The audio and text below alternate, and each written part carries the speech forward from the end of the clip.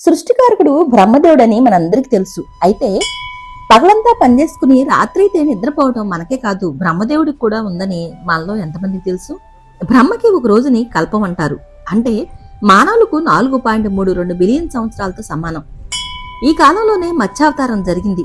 రాక్షసుడి చేత దొంగిలించబడ్డ వేదాలు విష్ణుమూర్తి బ్రహ్మకందించాడని మీకు తెలుసా?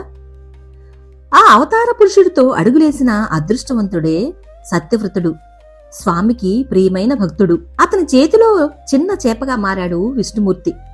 నీటిలో వేయబోతుంటే ఆ చేప, ఓ రాజా, నేను ఇంత పెద్ద దానిలో ఎలా ఉండలేను, నన్ను ఏదైనా పెద్ద చేప మింగేస్తుంది, నీ ఇంటికి తీసుకుని వెళ్లి చిన్న కుండలో వేయి అంటుంది. కుండ నుండి నదిలోనికి, నది నుండి క్రమంగా తిరిగి సముద్రంలోకి తెస్తాడు రాజు.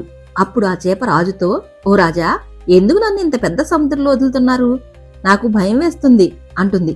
అప్పుడు సత్యవ్రతుడు నవ్వుతూ, క్షణాల్లోనే నీ శరీరాన్ని పెద్ద పెద్దగా మార్చుకున్నా నువ్వు చాలా విచిత్రమైన చేపవి, నువ్వు మామూలు మత్స్యానివి కావు, ధర్మాన్ని రక్షించడానికి అవతారమెత్తి నన్ను పరీక్షిస్తున్న మహావిష్ణువని నాకు అర్థమైంది.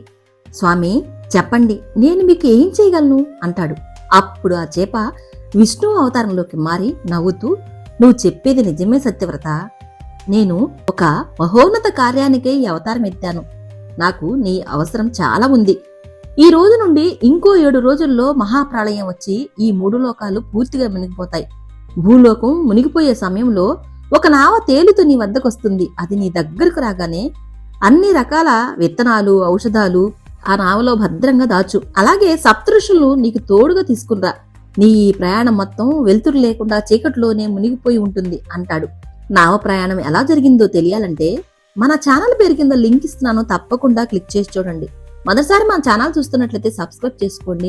ఈ వీడియో కానీ మీకు నచ్చితే జై శ్రీమన్నారాయణ అని చిన్న కమెంట్ చేయండి. Thanks for watching.